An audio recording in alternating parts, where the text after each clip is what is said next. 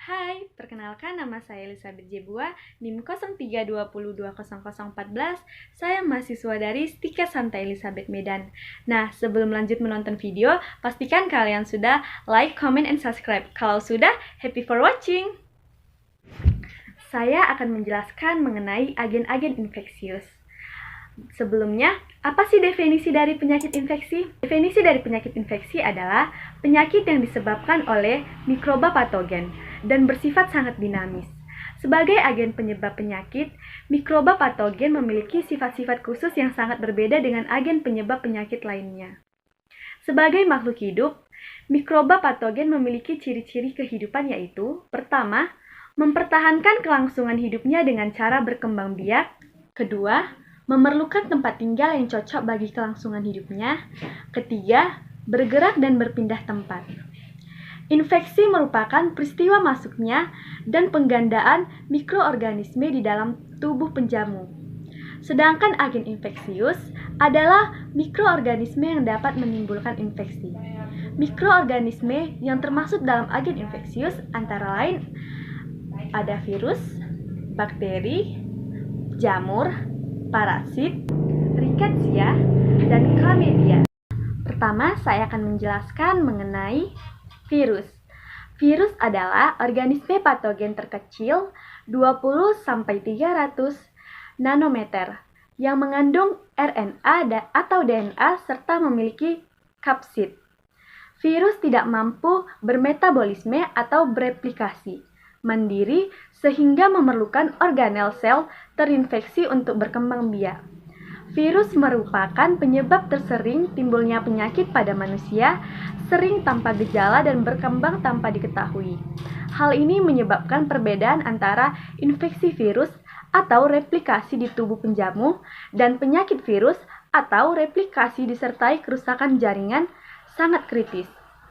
Infeksi berbagai jenis virus yang menyebabkan penyakit sering digolongkan ke dalam sistem organ yang terkena seperti infeksi virus pernafasan, bentuk kelainan klinik yang ditimbulkan seperti virus yang menyebabkan eksantema, dan sifat infeksi laten virus.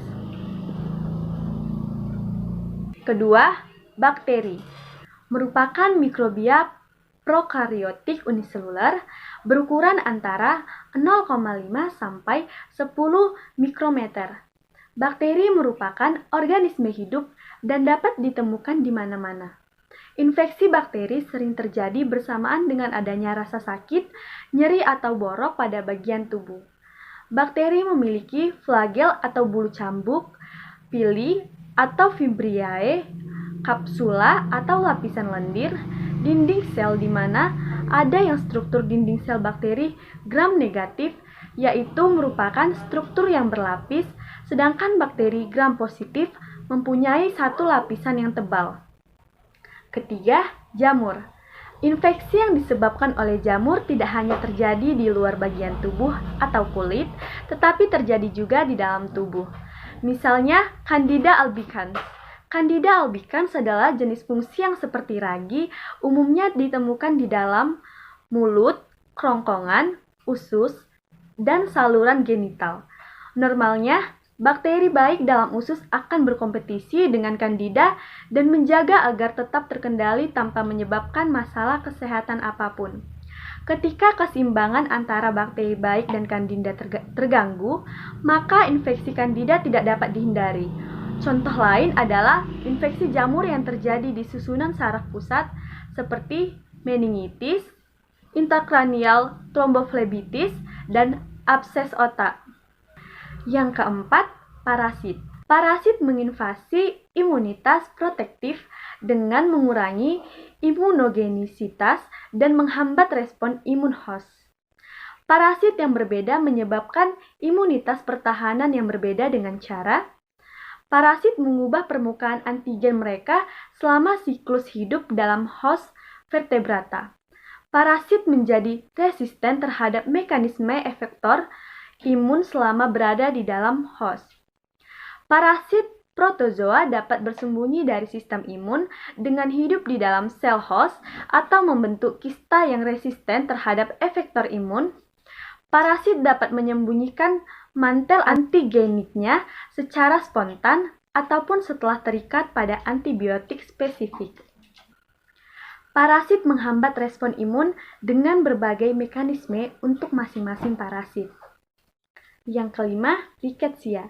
Rickettsia merupakan golongan bakteri, karena itu Rickettsia memiliki sifat yang sama dengan bakteri, termasuk bakteri gram negatif.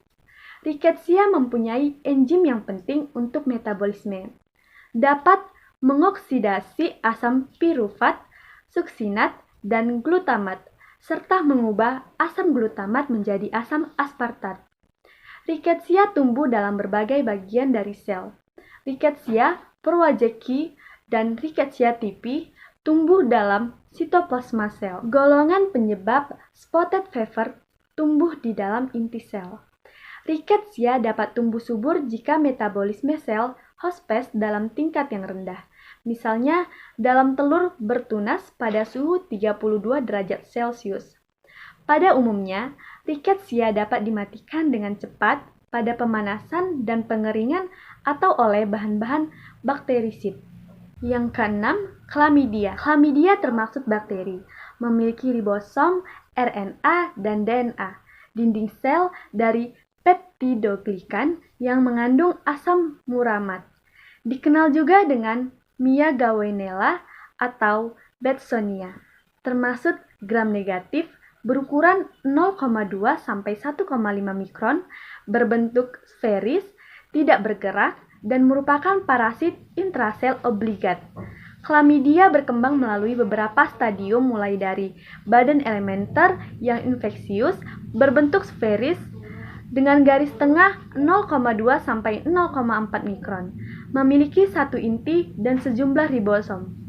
Badan elementer kemudian berubah menjadi badan inisial dan kemudian badan intermedier. Siklus perkembangan Chlamydia memakan waktu 24 sampai 48 jam. Chlamydia mempunyai dua jenis antigen, yaitu pertama antigen grup dan kedua antigen spesies. Keduanya terdapat di dalam dinding sel. Antigen spesies tetap dalam dinding sel meskipun sebagian besar grup telah dilepaskan dengan fluorkarbon atau dioksiholat. Chlamydia dapat dibeda-bedakan atas dasar patologenitas dan jenis hospes yang diserangnya. Sekian video dari saya. Jika ada salah kata, saya mohon maaf. Terima kasih.